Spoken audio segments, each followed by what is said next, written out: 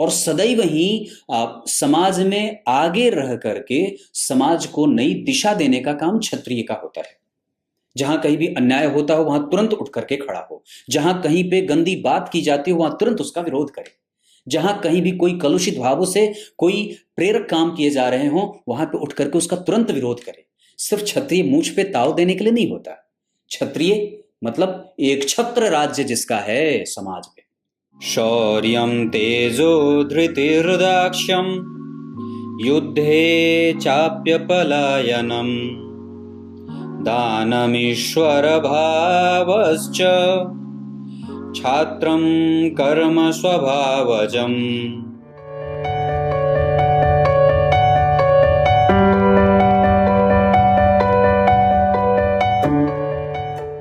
प्रिय दर्शकों नमस्कार, एक बार फिर से उपस्थित हूं आप सबके सामने मंगलवार के कार्यक्रम में। धन भाव में कौन सी राशि बनी है, इसी कड़ी को आगे बढ़ाते हुए आज की चर्चा कि जन्म कुंडली के धन भाव में जब 9 नंबर की राशि लिखी हो तो उसका क्या परिणाम होता है, जातक कैसे धन कमाता है और उसके पास कितनी मात्रा में धन के योग बनते हैं। आज इसी विषय को लेकर के उपस्थित हूँ। कहीं नहीं जाना है, बिल्कुल बन के रहिएगा। कार्यक्रम के आरंभ में बोले गए गीता जी के श्लोक का अर्थ भी बताने वाला हूं और साथ ही साथ अभी कार्यक्रम देखना शुरू किए हैं जय श्री कृष्ण अवश्य लिख दीजिए। साथ ही साथ पसंद वाला जो बटन होता है वो भी दबा दीजिए और इसके बाद जय श्री कृष्ण लिखने के साथ ही अपना डेट ऑफ बर्थ, टाइम और प्लेस भी कमेंट में जरूर लिखें और रविवार का कार्यक्रम अवश्य देखें। अपने प्रश्न भी अवश्य कार्यक्रम के कमेंट में लिख दीजिए। विषय पे आता, अगर जन्म कुंडली के धन भाव में 9 नंबर लिखा हो मतलब ये गुरु की मूल त्रिकोण राशि है, और जन्म कुंडली के द्वितीय भाव में अगर 9 नंबर लिखेगा इसका अर्थ है कि जातक वृश्चिक लग्न का है। लग्न के अधिपति, याद रखिएगा, लग्न के अधिपति और किसी भी भाव से 5वें भाव के जो अधिपति होते हैं, त्रिकोण के अधिपति, वो मित्र होते हैं। जैसे मान लीजिए आपको एक अच्छा सूत्र बता देता हूं, अगर यहाँ के अधिपति मंगल हैं तो इससे 5वें घर के जो अधिपति होंगे वो सूर्य इस भाव के मित्र होंगे। क्लियर है? और इस भाव से 5वें घर के राशि में जो राशि बनी है वो इस भाव के अधिपति से उसकी मैत्री होती है। ठीक उसी तरीके से अगर यहां जो राशि बनी है इससे 5वें घर के अधिपति इस भाव के मित्र होंगे और यहां से 5वें घर के तो मित्र बने ही, इससे 9वें घर के अधिपति भी इस भाव के मित्र होंगे। मतलब गुरु और सूर्य, गुरु और मंगल, किसी भी भाव पे आप आजमा करके देख सकते हैं। यहां शुक्र की राशि बनी है, इससे 5 घर आगे बुध परम मित्र और इनसे 9 घर आगे शुक्र के बाद शनि, ये परम मित्र होते हैं शुक्र के। इस भाव से 5 घर आगे मंगल और चंद्रमा मित्र होते हैं, इस भाव से 5 घर आगे मंगल और गुरु मित्र होते हैं। इस कारण से अगर जन्म कुंडली के इस भाव में मंगल बैठ जाते हो, चाहे वो यहाँ के अधिपति हैं तो लग्नेश भी हैं, इसका अर्थ है कि इस भाव में मंगल का बैठना जातक को धनवान बनाएगा और जल्दी ही व्यक्ति को करोड़पति, अरबपति, खरबपति जो भी बनाना चाहते हैं वो व्यक्ति को बना सकते हैं। पर ये जितने भी सिद्धांत होते हैं भगवान, वो सिर्फ इस बात पे लागू होंगे कि आपकी कुंडली में मूलतः चंद्रमा की स्थिति कैसी है, वो अमावस्या के दोष से पीड़ित नहीं हो, आपकी कुंडली का लग्नेश अच्छी स्थिति में बैठा हो, मंगल अच्छी स्थिति में बैठे हो, गुरु की दृष्टि जन्म कुंडली के धन भाव पे जाती हो, गुरु इसे देख रहे हो क्योंकि गुरु धन के कारक भी होते हैं, और साथ ही साथ या तो फिर धन भाव के अधिपति सूर्य के साथ बैठ करके अस्त न होते हैं, और साथ ही साथ गुरु वक्री न होते हो, नीच के न बैठे हो, मतलब यहाँ पे न बैठे हो। अगर धन भाव के अधिपति यहाँ बैठ जाएंगे तो फिर धन के लिए आपको मशक्कत लगानी होगी, मेहनत खूब करनी पड़ती है। और धन के अधिपति अगर ऋण में यहाँ भी बैठेंगे तो भी खराब नहीं देंगे, वो नौकरी से व्यक्ति को धन दिलवाते हैं। मतलब अब जातक नौकरी करने वाला और नौकरी करके अपना धन कमाने वाला होता है। पर प्रश्न उठता है कि यहाँ बैठेंगे तो कौन कौन से ग्रह अच्छे होंगे। तो प्रश्न में सबसे पहले तो मंगल अगर बैठेंगे तो बहुत अच्छा होगा, गुरु यहाँ के अधिपति हैं यहीं बैठ जाएंगे तो अच्छा होगा। इसके साथ साथ अगर जन्म कुंडली में शनि अगर तीसरे और चौथे भाव के अधिपति होकर के दूसरे भाव में बैठेंगे तो अच्छा होगा। ये व्यक्ति को माता से और चल अचल संपत्ति की खरीद बिक्री से व्यक्ति को धन देता है, मतलब मोटी रकम से व्यक्ति धन कमाता है, अपनी पूरी गंभीरता के साथ उसको मेंटेन करता हुआ धन कमाता है। आप समझ रहे होंगे। अगर जन्म कुंडली में गुरु यहां बैठे हो तो ठीक है, मंगल यहां बैठे हो तो ठीक है, शुक्र यहां बैठेंगे जो कि इस कुंडली के लिए मार्केश हो जाते हैं तो अब व्यक्ति को अपने व्यापार से धन आता है।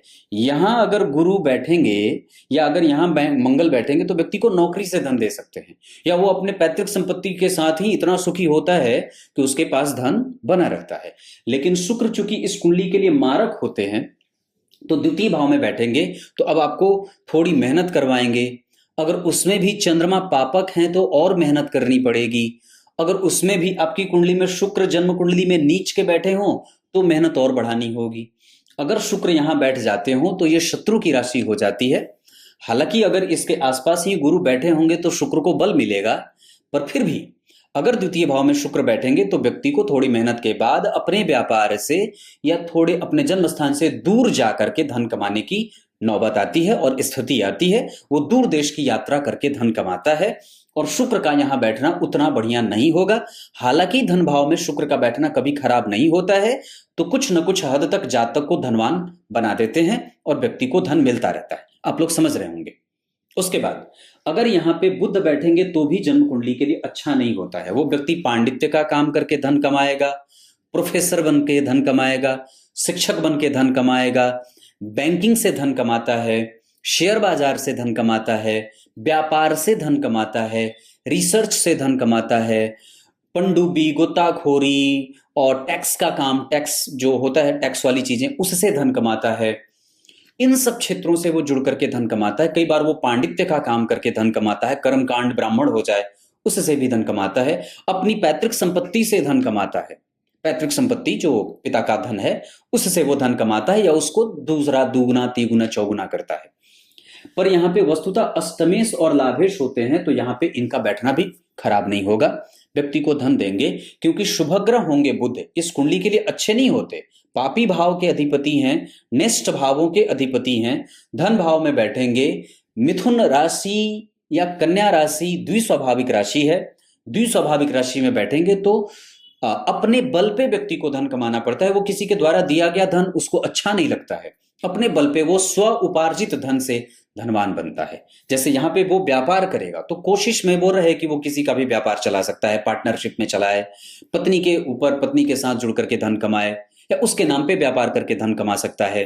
लेकिन यहाँ पे वो व्यक्ति अपने पैतृक संपत्ति और अपनी जुगत लगा करके, युक्ति लगा करके धन कमाता है। और बुध का यहाँ बैठना भी तर्क संगत है, कोई खराब नहीं होगा, ये महाधनी योग बन जाता है।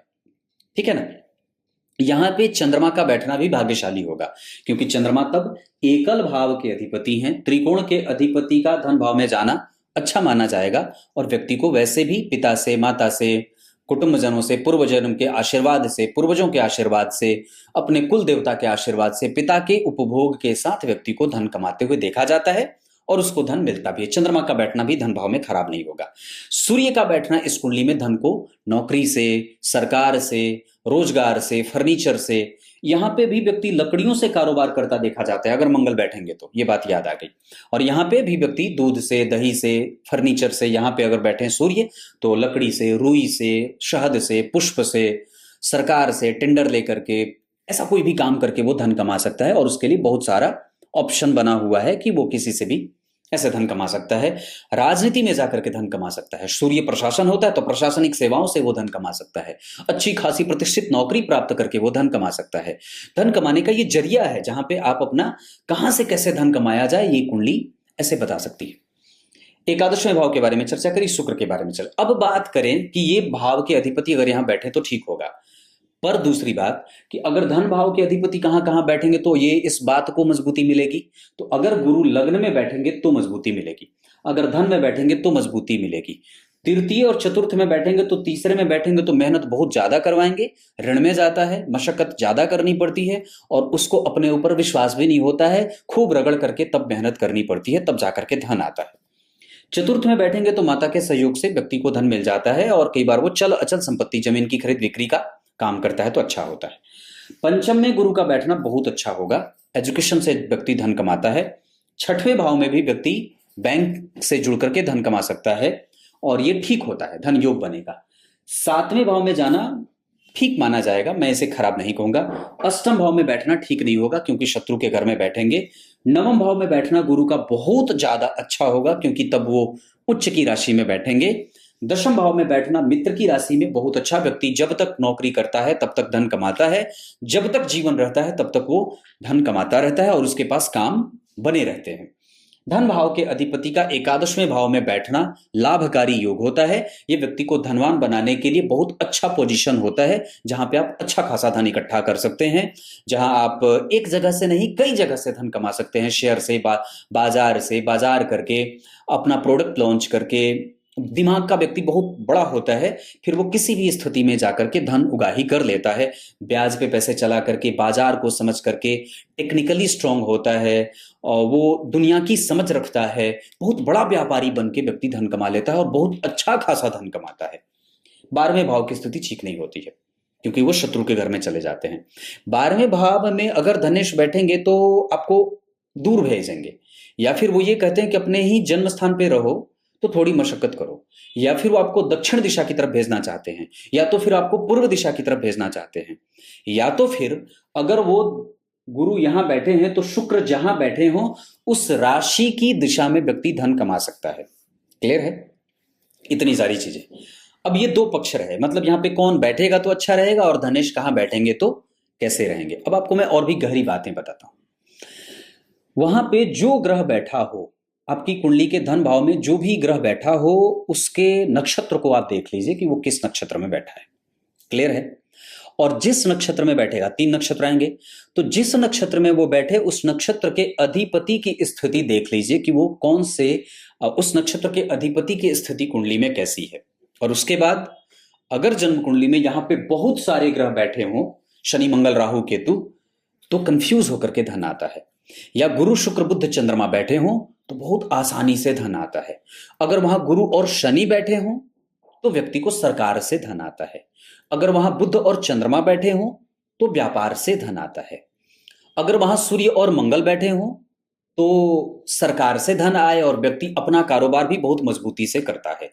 अगर वहां सिर्फ शनि बैठे हों तो गंभीर काम करके, टेंडर लेके, गिट्टी बालू छड़ सीमेंट हार्डवेयर का काम करके, मशीनरी का काम करके, बिल्डिंग मटेरियल का काम करके, हैवी मोटर का काम करके, बिल्डिंग मटेरियल के साथ साथ आप जो है वो शोरूम खोल सकते हैं। इस तरीके का व्यक्ति धन कमाता है। अगर बुध बैठेंगे तो टैक्स का काम करके, बैठ करके एक कुर्सी पे वो धन कमाएगा।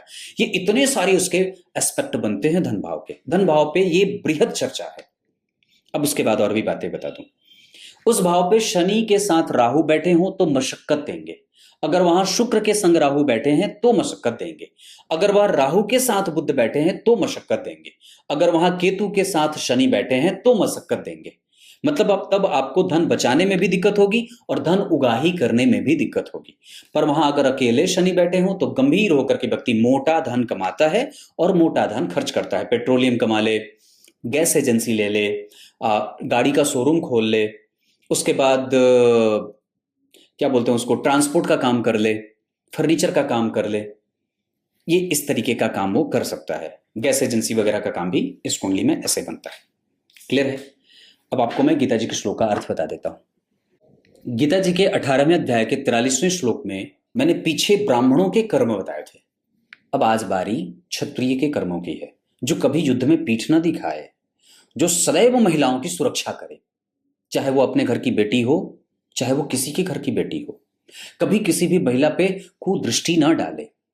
सत्ता में जो शासन करने वाला राजा बैठा है, अगर वो अच्छे तरीके से समुचित प्रक्रिया का पालन करते हुए अगर शासन न कर रहा हो तो उसके विपक्ष में जाकर के उसके विरुद्ध आवाज उठाए, अपना संगठन बना करके। क्षत्रिय सदैव ही सिर्फ क्षत्रिय कहने के लिए नहीं होता, वो राजा होता है और राजा सदैव ही प्रजा का पालन करने वाला पूरी निष्ठा से होता है। अगर क्षत्रिय कभी युद्ध में पीठ दिखा दे, एकता बनाने में क्षत्रियों की विशेष भूमिका होती है। समाज को सुगठित कैसे रखा जाए, समाज का संचालन कैसे किया जाए, अगर आप क्षत्रिय हैं तो अपने आसपास के लोगों में एकता का भाव विकसित कर सकते हैं, लोगों को समझ सकते हैं। चरित्र निर्माण की कला आप में बहुत अच्छी है। जैसे ब्राह्मणों में तो चरित्र निर्माण के बाद व्यक्ति को सौष्ठव से युक्त रखना है, उसको शरीर से मजबूत कैसे बनाया जाए, उसको ट्रेन कैसे किया जाए, समाज को नई दिशा कैसे दी जाए, व्यवहारिकता का पालन करना जहां ब्राह्मण सिखाता है, वहीं अनुशासन का पालन करना क्षत्रिय सिखाता है। कभी भी किसी पे भी कोई आरोप प्रत्यारोप का दौर लगे तो उसकी जांच करे और सदैव ही समाज में आगे रह करके समाज को नई दिशा देने का काम क्षत्रिय का होता है। जहां कहीं भी अन्याय होता हो वहां तुरंत उठ करके खड़ा हो, जहां कहीं पे गंदी बात की जाती हो वहां तुरंत उसका विरोध करे, जहां कहीं भी कोई कलुषित भावों से कोई प्रेरक काम किए जा रहे हो वहां पे उठ करके उसका तुरंत विरोध करे। सिर्फ क्षत्रिय मूंछ पे ताव देने के लिए नहीं होता। क्षत्रिय मतलब एक छत्र राज्य जिसका है समाज में, जिसके सामने सारे ही सारे बिल्कुल ही नेस्तनाबूत हो जाते हैं, जो सर कटने तक समाज की सुरक्षा का दायित्व तो संभालता है और पूरी निष्ठा के साथ ब्राह्मण की सुरक्षा करता है, वैश्य की सुरक्षा करता है, शूद्र की सुरक्षा करता है, महिलाओं की सुरक्षा करता है, पंडितों की सुरक्षा करता है और राजा की सुरक्षा करता है। वही क्षत्रिय है, बाकी तो सब नाम के हैं। तब तक के लिए बहुत बहुत नमस्कार।